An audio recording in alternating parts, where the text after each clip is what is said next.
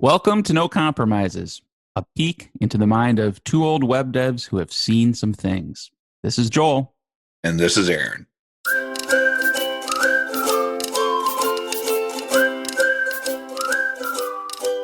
So I've been struggling with something. I don't know if it's going to be self-serving compared to some of the stuff we do, or if it's just the sign of the times, or if I'm being an old cranky man, or all Yes. these different things. Yeah. But from as time's going on here, and I hate to just focus on one particular technology. I hate to always point at AI because that's what everyone's saying right now. But it's just cultural when it comes to documentation and getting code out the door and all these different things. Um, or I'm feeling a little frustrated or sadness or wondering if everything's falling apart where it comes to, do people even care about the why anymore? So I'll sort of bundle this up into an idea, which is, well, let's just say we have a really tough problem in our code and we want to solve it, and it's without a tool like Claude or Codex or something like that. Well, you have to do some research. You have to Google. You have to read some manuals. You have to sort of figure out, like, did anyone have this problem before? How is it? Whatever. And then when you sort of figure out maybe what the solution is, as you start to figure out the solution, you kind of have two choices too: copy and paste from Stack Overflow. If that worked, Right. good to go, move on, or read the manual a little bit and sort of understand. And I think before, the world was probably split 50-50, right? People would just try to run out the door and just like, whatever, I'll copy and paste it from Stack Overflow. But there was a really good portion of people who also said, yeah, I'll look at a Stack Overflow, but I've done that before. I know when I copy and paste it, it's not always a solution, but it pointed me in the right direction. I can now look at the manual and understand a little bit more. And now I understand what the solution is for my problem. And so I'm just making up numbers, but I kind of feel like that was 50-50 before, right? It was 50% of people did one way and 50% of people sort of cared one another. And then the level of depth that you went into finding out why something was different per programmer, but you sort of knew why. I'm noticing that when I run into challenges now, myself, or as I'm watching other people on the internet and things like that, use AI tooling, they'll run into a problem and then they'll say, which is correct, here is the problem I'm running into. AI tool, what's the solution? And it'll say, well, here's a solution, or here is the solution, or here is a solution. And it'll work almost like copying and pasting from Stack Overflow. But I'm feeling like people, at least I've seen, and even myself, you get sort of sucked into that high of it just worked, it's awesome. AI sounds like intelligence, so it's probably right. And you don't even understand the why and kind of move past. And I think that's a bad thing, but I'm having a hard time articulating why. Yeah. So would it be fair to like label that maybe intellectual curiosity, like wanting to go a level deeper than just this thing works and I know it works, but like, do I know why it works? And do I know why this is even a good solution? Like, Well, is I would say it's about intellectual curiosity, but it's also about requirements. For example, I don't. Let me bring it back way back in the day. Like, you had to memorize stuff that was now in an encyclopedia.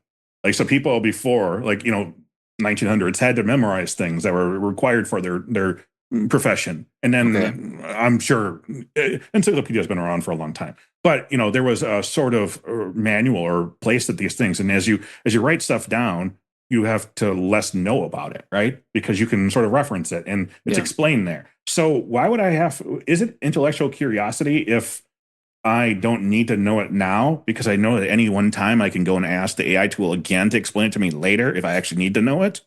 And so that's why I'm saying it's not Yeah. intellectual curiosity per se. It's the difference of something being available to you always on demand versus I need to know that in order to formulate something else. Yeah. Yeah, I do think there's a couple layers to it. And I would say even pre-AI, those Stack Overflow days, there I think even within a single developer, I'll just talk about myself. There were days where I felt more time pressure, where I didn't give myself the luxury of like, oh, let's go explore this and read the manual. And like other days where it's like, no, I want to figure this out. I have the time to do so, right? So it's a little context dependent too. But I agree with your assessment that there's maybe just overall less of that now. And some of it is the tooling, and maybe some of it is like the pace of or the expectation of how fast you get stuff done because this tooling is now available, right? So like if I just fart around for half a day to figure out some cool thing, there's no clear return on investment in the short term of that. Like I could have done, maybe I could have shipped another feature in that time frame or fixed two bugs. You know what I'm saying? So I think Mhm. there's like maybe multiple pressures internally and within a team that might lead a person to not take the time or put forth the effort to dig into something. I think there's something about inspiration too. When you're Yeah. sort of figuring out something that you don't necessarily need to know, you might learn other stuff. So I know Yes. that I Yes. became a better programmer, a better PHP programmer back in the day when I was writing a symphony project, and I didn't really understand how to make symphony forms way back in the day. So I was reading the manual and I was looking at the code and I started seeing other patterns of PHP that I hadn't Hmm. used before. I'm like, oh, I think I like that. I think that can make its place into my own project. But none of those patterns were actually required for me to see for me to solve the problem. Yeah. So I didn't need to see that code because I didn't actually use that code that I was looking at to solve my problem. But I happened Right. to see it because I didn't know what I was looking for. Yeah, yeah. I mean, that's serendipity, right? It's like you bump into one thing and you kind of accumulate all these little things, and then sometimes they form a whole that you wouldn't have known before to even look for it. So, there's benefits to that, and I get. Should we discuss a concrete example? Because I know Yeah. there was one in particular we were digging into a day or two ago, and I think it's a good example of this, which is there we were doing a code review and I had a line of code and it was an Eloquent query.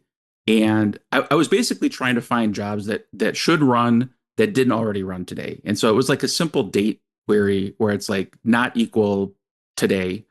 But I also had or where null Hmm. that column that we were tracking. And you're like, Joel, why do you need that? Like, wouldn't not today also include null? And I'm like, oh yeah, I think you're right. Like I was a little annoyed at myself that I couldn't explain the reasoning, but I knew I needed it. And in this case, I had tests, so I could show you like I deleted it and like my tests fail. Like I Hmm. knew it was needed, but I couldn't fully articulate why. I probably knew it really well, maybe 5, 10 years ago, because I've bumped into this before, but I couldn't explain it to you. And so like that annoyed me and I had to go research it and then share with you why that's the case. And like I felt good about that. But it's getting a little more rare. And so that's kind of an example like, was it truly necessary or like could we have just moved on and everything would have been fine?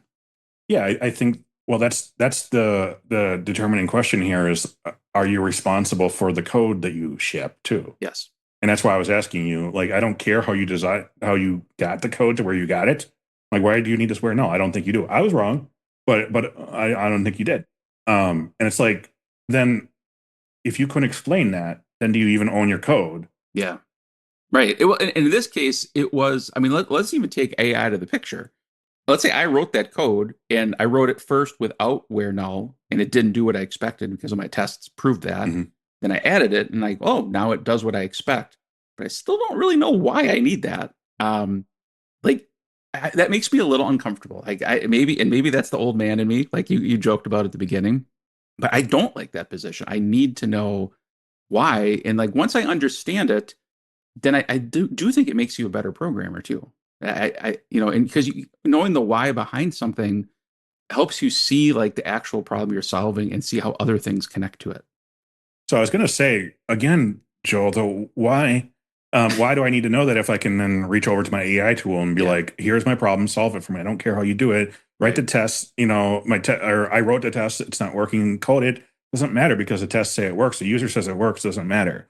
Yeah, But um, you said something a little bit in there that is the key for me, which is it's not about even the curiosity. It's about knowing the domain to ask proper questions about. And yes, so our AI tooling or a fellow developer, more often than not, well, AI tooling is going to give you one answer unless you ask for multiple. Fellow developer might give you one answer or two. But if you don't know the questions to even ask, you don't necessarily know how to get a better response out of whatever resource you're using to interact with. right. So, when you say, like, why do I need to understand this? It's because that's the next level when you're looking at a solution and being like, okay, why did it do three if checks and null checks here and all that kind of stuff? When you Sure. start to understand why, then you can ask questions in other parts of the application too. Like, hey, in the past, I've noticed that sometimes I've checked this for X, I do it for Y. Why are we doing it here in this manner? And then you'll find sometimes the AI or the other developer be like, "Oh yeah, you're right. That doesn't make sense. I don't know why I told Right. you to do that." Yeah. And it's not just AI. Other developers do that all the time too. Sure. Like, "Oh, that's right. More context. Yeah, that was stupid. I shouldn't have told you to do it that way."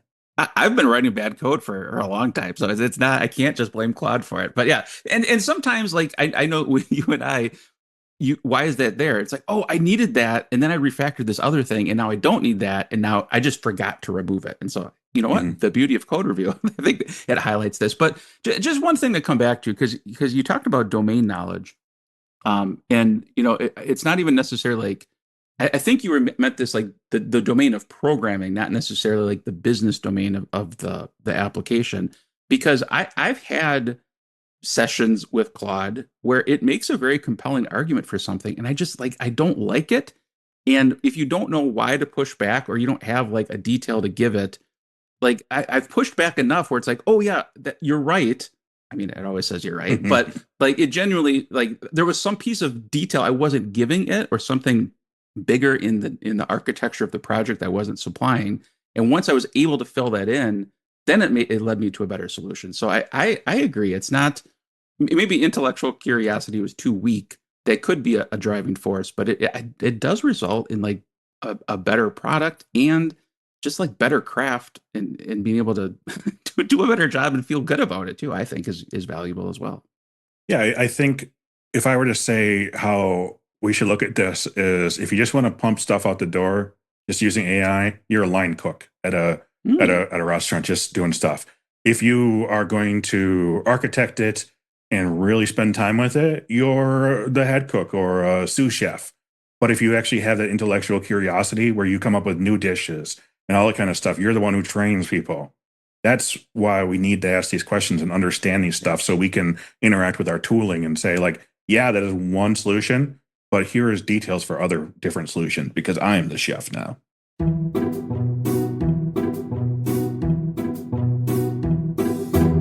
You remember when you used to just be able to turn things off? Like what? you just press a button or unplug it and then it was off. And I remember then it was like Windows 95 or something like that would be like, don't turn off your computer. Oh, It's sure. gotta shut down. If Yep. you powered it off, you'd maybe corrupt it or whatever. I'm like, that's where it just started, right? Now Mhm. everything takes forever to even turn off. I don't understand it. I have this Rode podcaster device that connects multiple microphones and all that kind of stuff. And when I turn it on, it takes a little while to load. Okay, I get it. There's a lot of computer stuff in there. I don't know. Buttons. Programmers suck. They take forever to program things. Got it. But when I press the power button to turn it off, it first says, "Are you sure you want to turn it off?" Right. Okay. Yeah. I mean, it's a physical button that you had to press pretty hard. I have to hold it in order to press it. Otherwise, I'll move the thing across my desk. So yeah, I meant to turn it off. Okay. And when I press it, then it does this like progress bar of it like dims the screen and it's like turning off. And it takes a good 20 seconds to move across there before it finally turns off. It's all it does is what? Why? It's just it's microphone, right? Yeah, I know. Like as you were talking about this, like there are things in my house I literally can't turn off. Like there's you can put it to sleep, right? You can suspend it, you can reboot Hmm. it, but yeah, like well, we had the power out at our house, and I want to turn everything down. My TV, there was no way to turn it off. I had to like put it into sleep mode and then unplug it. But yeah, why are we so afraid of turning things off, Aaron? Well, yeah, I mean, I get the sleep mode because it's fast to turn on or whatever, but Yeah, like that's not what this. It's like, what is it that you could possibly be doing that you need all that time to turn off? right. Like, I maybe I got it for Windows. You know, it was like writing files back that had Yeah, memory and stuff. But I spinning guess maybe discs. there's sound effects on this. But shouldn't that have been saved at the time it was created? And like, if I change a setting, don't you save it then? Like, what are you doing? Yeah. It does turn off though. You know, you could use an AI tool like Claude to do a code review, but that's based off the average of knowledge, and you need your project to be above average, to be the best. I couldn't agree more. If you'd like us to help you review your code, head over to masteringlaravel.io/code review.